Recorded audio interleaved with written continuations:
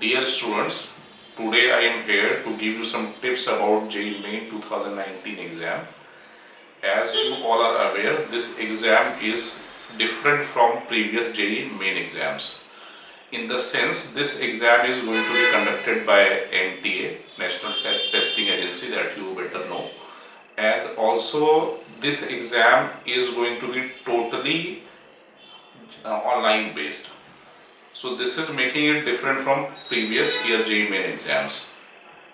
But I know you all are a sincere students, so you must have practiced for online test in the previous days. And even if you feel uncomfortable in giving online test, then you can practice the tests which are available on JEE Main site. This will help you in two sense. One is you will have the actual feel about JEE Main exam, and the other thing is about you will get to know about the navigation process and all also. So you must attempt the papers which are available on JEE Main site. You are giving JEE Main exam, but you must be preparing for JEE Advance also during last 2 year and or 3 year. If you compare JEE Advance and JEE Main is quite simpler and it requires more speed. As you know, the time given for JEE Main questions is very less in comparison to that given for JEE Advanced exam. तो जो JEE Main का exam है, it is more about accuracy and speed. So you have to prepare mentally yourself that you go there and perform with a good speed and with a good accuracy. If I talk about JEE Main difficulty level in comparison to your JEE Advanced exam, it is going to be easier exam, as I said you. And if you analyze the paper or what we have analyzed, our team of teachers have analyzed, we have observed that questions in the JEE Main, there are 90 questions, and out of 90 questions, 25 to 30 questions are directly based on theory, which is available in NCERT book or standard reference books. Again, if you analyze it further, you will find 30 to 40 questions which are based on your formula. By putting the values, you can get the result. So these are also simple questions. So out of 90 questions, about 50 questions are going to be easier type based on direct theory or direct formula, and very few questions will be of difficult level, means which are really bouncers, which you may not have studied earlier, या आपके class notes में available नहीं होंगे या आपके teacher ने उसको नहीं पढ़ाया होगा. So those questions are there, that is maximum 5 to 10, usually it is 6 or 7. And there are questions which are 25 to 30, which questions are some new innovative questions which are going to give you a real feel of question which you may not have solved earlier. और 10-15 question ऐसे भी आपको मिलेंगे जो questions ऐसे जो कि लेंदी हैं, which is going to take time if you solve those questions. But the problem is easier questions and the difficult questions or bouncer questions, they are mixed throughout the paper. They are not at one place. So when you start attempting the question, you will have to judge whether the question is easy or it is difficult or they are bouncer.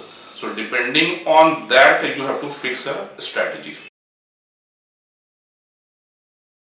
अभी तक आपने काफ़ी सारे papers attempt किए होंगे JEE Main के, तो आपने ऑलरेडी एक स्ट्रैटेजी माइंड में बना रखी होगी. I won't advise you to change the strategy at last moment.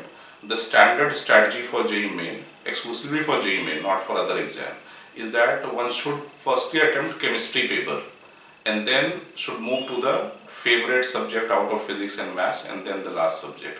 So that is the common strategy. If you are following this strategy, it is good, and if you have some old strategy other than what I am saying and it is working for you, then better you follow your own strategy, because at last moment strategy should not change. You have to give exam in near future in day or two, so strategy should be fixed, which you have already fixed earlier. Once you have fixed your strategy about the subjects, means if you have taken chemistry, you have decided to take chemistry first, then maths, then physics, or chemistry first, then physics or maths. So you start attempting the question as per your plan, and the question should be solved sequentially. Means if you are starting with chemistry, you start solving your first question, then second question, and third question. And while solving the questions, you will find the questions as easy, which I already said you based on theory or direct formula. You can see the question and you can judge these questions can be easily solved. So solve the question, go to the next question. When you go to the next question, again you may find easy question, then you solve it and go further. When you find a question which are lengthy by reading also, and you find this question is going to take time, better you don't attempt those questions. You keep it for review and then you proceed for the next question. Some question you may find which are really bouncer, which you have not seen such question earlier, so it's not advisable to attempt those questions during the first attempt of the paper. So that way you have to do the easier question first, you have to leave the bouncer question, then you have to mark the question for review which are going to be lengthy. That way you complete your first subject, then second subject, and third subject. I think if you go like this during first 2 hour maximum, you will be able to complete the entire paper with the questions which are going to be lengthy or going to take time will be left for the review. Now 2 hour is about to over, and you have attempted almost all easier questions. Now go to the questions which you have left for review and start attempting those questions. Those questions when you attempt, if you are able to solve it in first attempt or maximum by one review after first attempt, you do it. If it is going to take third, fourth attempt, then you better leave those questions because you are not able to do it, and you better switch over to the other questions. So that way you finish the entire paper and try to avoid negative marking, because if you are leaving a question you are going to get 0, but if you do a question wrongly you will get -1. So that those risks you should not take while giving your JEE main exam. अभी तक मैंने आपको exam की strategy के बारे में बताया है, लेकिन हो सकता है आपका एग्जाम 2 दिन बाद हो, 3 दिन बाद हो, 1 दिन बाद हो। तो अभी जो टाइम आपके पास बचे हुए हैं depending on your actual day of exam, उस टाइम को अभी आप कैसे यूटिलाइज करें वो भी आपके दिमाग में चल रहा होगा। तो उसके लिए मेरा एडवाइस आपको ये है कि जितना भी आपने पढ़ लिया है उसी को आप बार बार रिवाइज करें, फॉर्मूला देखें, जो उसके इम्पोर्टेंट कॉन्सेप्ट्स है वो देखें, रिएक्शन केमिस्ट्री के वो आप रिवाइज करें, और अपने किसी भी नए चैप्टर को पढ़ने की कोशिश ना करें, क्योंकि उससे आपका कॉन्फिडेंस फर्दर इंक्रीज नहीं होने वाला है। जेईई मेंस के रिलेटेड जो स्पेशल टॉपिक हैं उन टॉपिक्स को आप जरूर रिवाइज करें, क्योंकि उससे तीनों सब्जेक्ट मिला के 12 से 15 क्वेश्चन आने के पूरे चांस होते हैं। तो उसको आप बार बार रिवाइज करेंगे तो उसका आपको बेनिफिट मिल सकता है। इसके अलावा जो बचे हुए दिन हैं उसमें आप रोज रियल टाइम में एक पेपर कीजिए।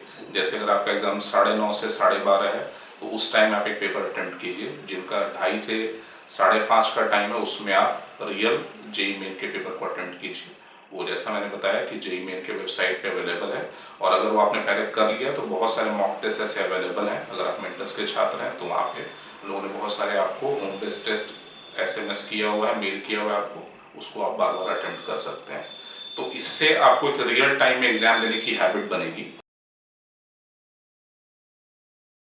एग्जाम देने की हैबिट के साथ साथ जो हैबिट आप एग्जाम डे में या उसके एक दिन पहले फॉलो करने वाले हैं उस रूटीन में आपको अभी से आ जाना चाहिए। कहने का मतलब ये है कि जो आप डिसाइड करते हैं कि जिस दिन आपका एग्जाम है उस दिन आपको कितने बजे उठना है, कितने बजे आपको एग्जाम देने जाना है, उस रूटीन को आप अभी से फॉलो कीजिए। इवन फूडिंग हैबिट भी आपकी अभी से वो चालू हो जानी चाहिए, ताकि आपका बॉडी बायोलॉजिकली भी उस एग्जाम के कंडीशन को अडॉप्ट कर सके।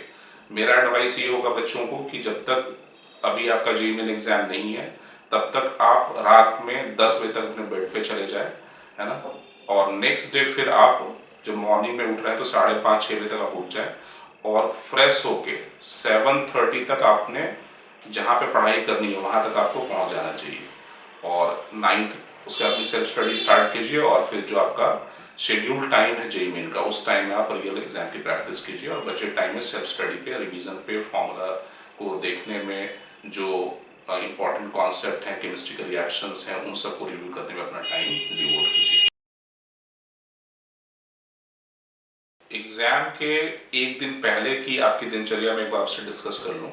एग्जाम के एक दिन पहले आपको कोई भी चीज प्लान करके नहीं छोड़ना है कि मुझे उस दिन पढ़ाई ये करनी है। जो भी है उसको एक दिन पहले आप कंप्लीट कर लें अपनी पढ़ाई वाले पार्ट को।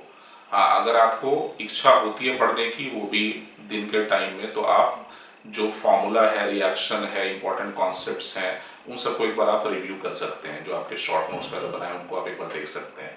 लेकिन कोई नया चीज फिर से नहीं पढ़ना है हमें on the day before exam. इसके अलावा जो आपका बॉडी है उसको रिलैक्स करने के लिए, है ना, आप अपने आप को थोड़ा सा रिलैक्स छोड़ें और शाम में इवनिंग वॉक के लिए जाएं, ताकि आपको रात की नींद अच्छी आ सके। करीब 10 बजे अपने बेड पे चले जाएं खाना खा के। लाइट फूड ही होना चाहिए आपका। और फिर एक अलार्म आप सेट करें, क्योंकि आपका नेक्स्ट डे एग्जाम है, तो आपने अलार्म सेट करना है 5:30 बजे का, और 2-3 अलार्म एक साथ सेट करें कि अगर एक में आपका नींद नहीं खुलता है तो आप अगले अलार्म में उठ भी सकें। और सोने से पहले इस चीज का और ध्यान रखना है कि जो भी आपकी जरूरत की चीजें हैं, चाहे आपका वो एडमिट कार्ड हो या पेन है या पेंसिल है, वो सब आपका रात में ही अरेंज होना चाहिए। सुबह उठ के आप फ्रेश होके सीधा आप एग्जाम हॉल पे जा सके। अगर आपका 9:30 तक एग्जाम है तो, अगर आपका 2:30 बजे एग्जाम है तो वैसे केस में आप जैसा आपको पता है कि 9:30 बजे वाले बच्चों का रिपोर्टिंग टाइम 7:30 है और 2:30 वाले बच्चों का रिपोर्टिंग टाइम 12:30 है। 2 घंटे पहले आपका रिपोर्टिंग टाइम है, तो आप उसी टाइम के आसपास अपने सेंटर के पास पहुंच जाएं और एग्जाम को प्रॉपरली देने के कंडीशन में मेंटली प्रिपेयर्ड रहें। जिस दिन आपका एग्जाम, उसके एक दिन पहले आपको एक काम और भी करना चाहिए कि जिस सिटी में अगर आपका घर है, उसी सिटी में अगर आपका एग्जाम हो रहा है, तो वैसे केस में आप अपने सेंटर को जाके देख लें। और अगर किसी दूसरे सिटी में आपका एग्जाम है तो आपको उस सिटी में एक दिन पहले ही पहुंच जाना है। जिस दिन एग्जाम हो उस दिन पहुंचने की प्लानिंग नहीं करनी है, भले आपका एग्जाम 2:30 बजे से क्यों ना हो। तो ये बहुत इंपॉर्टेंट है, ताकि आप उस इन्वायरमेंट में एक दिन पहले से हों, और जो आपके एग्जाम डे वाली दिनचर्या वो एक दिन पहले आप उस सिटी में जाके फॉलो कर सकते हैं। अब आपका एग्जाम डे के बारे में बताऊं, जो कि बहुत इंपॉर्टेंट डे है आपके लिए। उसी के लिए आपने पढ़ाई की है 2 साल 3 साल, तो एक मेंटल प्रेशर भी आपके ऊपर रहता है एग्जाम के परफॉर्मेंस की। लेकिन मैं यहाँ पे एडवाइस करूंगा कि प्रेशर आपको नहीं लेना चाहिए। और जो आपका एग्जाम है, अगर मॉर्निंग एग्जाम है या जो आपका आफ्टरनून एग्जाम है, उसके हिसाब से आपको सेंटर पे रिपोर्टिंग टाइम जो दिया गया है उस टाइम के आसपास आपको पहुंच जाना है। और जो एग्जाम की आपकी सीट होगी, चूंकि ऑनलाइन एग्जाम है तो आपको कंप्यूटर के सामने आके बैठना है, तो वो 15 मिनट पहले आपको अलाउ करेंगे वहां पे बैठने के लिए। तो अपनी सीट पे आप बैठें, अपनी जो एग्जाम स्ट्रैटेजी है उसको रिकॉल करें, और जो भी आपको ब्लेसिंग्स चाहिए गॉड की या अपने पेरेंट्स की, उनको एक बार रिकॉल करें और एक पॉजिटिव माइंड सेट के साथ बैठ के एग्जाम देना स्टार्ट करें। चूंकि आपने ऑलरेडी स्ट्रैटेजी बना के रखा है कि किस तरह से एग्जाम देना है, मुझे पहले कौन सा सब्जेक्ट करना है, उसके बाद कौन सा करना है, उसके बाद कौन सा करना है, तो उस स्ट्रैटेजी से आपको स्टिक करना है वहां पे। और अगर थोड़ा बहुत कुछ वेरिएशन है पेपर में, आपको लग रहा है कि आपने डिसाइड किया केमिस्ट्री पहले कर रहे हैं, केमिस्ट्री पेपर लेंदी हो रहा है, तो आप वहां पे स्ट्रैटेजी को थोड़ा बहुत चेंज कर सकते हैं, ताकि आप एग्जाम प्रेशर में ना आए। अगर एग्जाम देते वक्त आपको लग रहा है कि कोई क्वेश्चन बहुत डिफिकल्ट है, 2-3 क्वेश्चन एक साथ आपको डिफिकल्ट दिख जाते हैं, तो उससे आपको नर्वस नहीं होना है, क्योंकि आपको अपने ऊपर भरोसा होना चाहिए कि अगर कोई क्वेश्चन, अगर आपने तैयारी प्रॉपर की है और कोई क्वेश्चन आपको डिफिकल्ट लग रहा है, तो क्वेश्चन सिर्फ आपके लिए डिफिकल्ट नहीं है, बाकी बच्चों के लिए भी डिफिकल्ट होगा। ऐसे ही अगर पेपर इजी लग रहा है तो वहां पे आपको हड़बड़ाना नहीं करनी है, सावधानी से क्वेश्चन को पेशेंसली हैंडल करना है, ताकि आप ज्यादा स्कोर कर सकें। तो इन बातों का आपको ध्यान में रखना है। एग्जाम हॉल में कुछ अनवांटेड डिस्टरबेंस का भी आपको दिमाग में ख्याल रखना है ना, कि हो सकता है आपके एग्जाम हॉल में कुछ अनवांटेड डिस्टरबेंस के लिए आप मेंटली प्रिपेयर्ड ना हो, लेकिन उसके लिए भी आपको पहले से ही माइंड मेकअप कर लेना चाहिए कि अगर कुछ वैसी डिस्टरबेंस होती है तो आपको डिस्टर्ब नहीं होना है, और एक पॉजिटिव सेट ऑफ माइंड से अपने एग्जाम पे फोकस रखना है। 3 घंटे का आपको time positive frame of mind में स्पेंड करना है और ज्यादा से ज्यादा स्कोर करने की कोशिश करनी है।